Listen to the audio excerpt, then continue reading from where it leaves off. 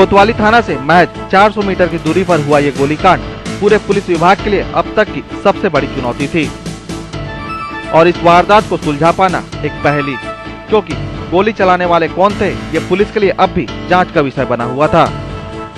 अब ऐसे में पुलिस के दिमाग में कई सवाल उठने लगे थे। मसलन मकान में क्या चल रहा था,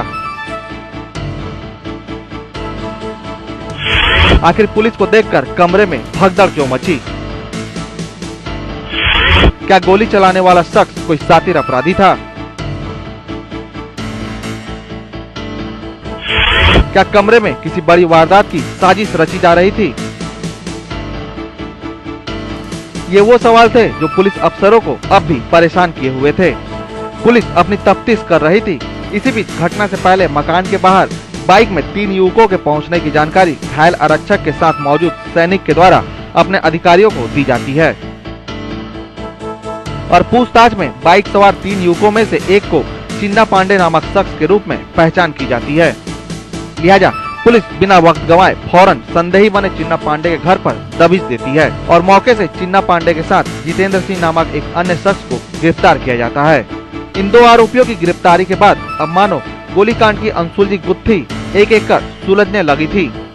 दोनों आरोपियों से पूछताछ के बाद पुलिस की टीम एक बार फिर शहर के अलग अलग इलाकों में छापामार कार्रवाई करती है और रेलवे स्टेशन से उस युवती को गिरफ्तार किया जाता है जो कि गोलीकांड के वक्त मौका वारदात पर गोली चलाने वाले शख्स के साथ मौजूद थी। और उसके बाद पुलिस ने इन आरोपियों की धरपकड़ के प्रयास शुरू किए। तो इन्वेस्टिगेशन में सबसे पहला जो पॉइंट हमको मिला था वो कृतराम पटेल के साथ में जो एक जो होमगार्ड सैनिक किया हुआ था, उसने ये बताया था कि जिस समय ये लोग उस मकान के आसपास थे तो मोटरसाइकिल में चिन्ना पांडे अपने और 2 दोस्तों के साथ में वहाँ पे आके ये पूछा था कि क्या करने आए हैं यहाँ पर। तो उसके बाद ये पूछ करके वहाँ से चले गए और उनके जाने के मुश्किल से 5 मिनट बाद गोली चलाने की घटना होती है। तो उसकी जांच पड़ताल में ये पहला मुद्दा था कि चिन्ना पांडे वहाँ आया क्यों था। तो सबसे पहले चिन्ना पांडे को राउंड अप करने का प्रयास किया गया। उसके घर में कभी दी रात नहीं, तो उस दिन उसके घर पे जितेंद्र मिला था और संभवतः वहाँ पर मौसम मिश्रा भी रहा, जो उसमें जितेंद्र ने बात बताया था कि मौसम मिश्रा भी उस कमरे में सो रहा था। तो चिन्ना पांडे का दूसरा कमरा था, जो दूसरा हिस्सा है उसके मकान का, उसमें इन लोगों को प्रेशर दिया हुआ था चिन्ना पांडे ने। मीनाक्षी ने बताया था कि वहाँ से घर से निकलकर भागने के बाद वो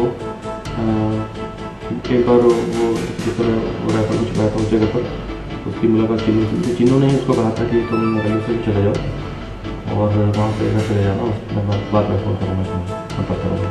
तो इस तरह से उसकी जो रेलवे स्टेशन से उसको पकड़ा गया था।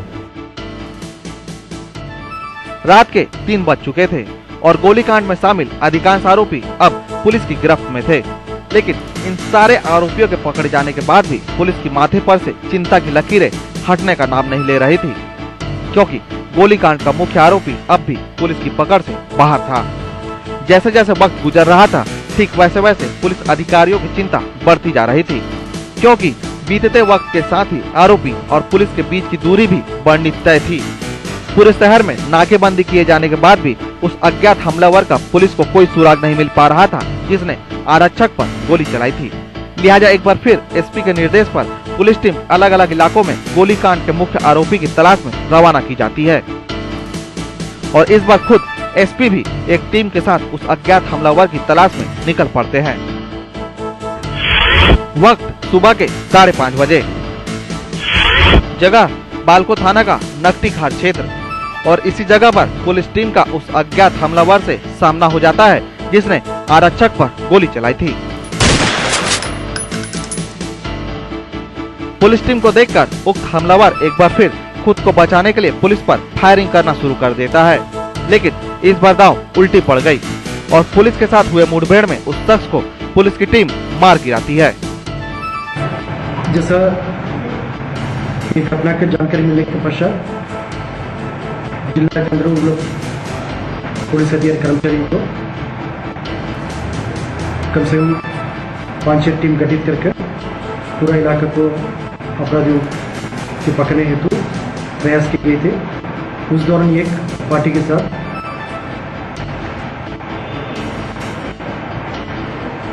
फायरिंग हुआ।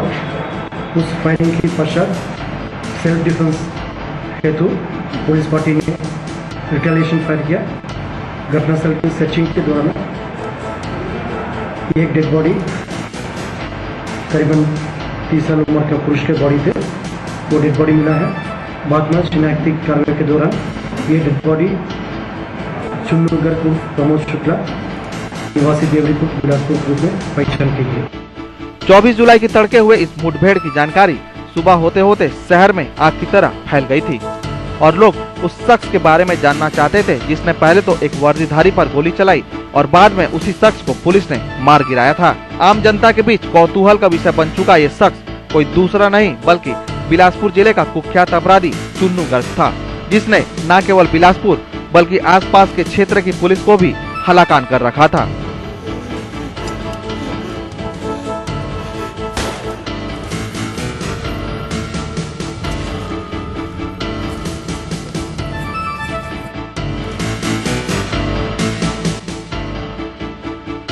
कैमरा पर्सन समीर और राम कुमार के साथ विजय कुमार।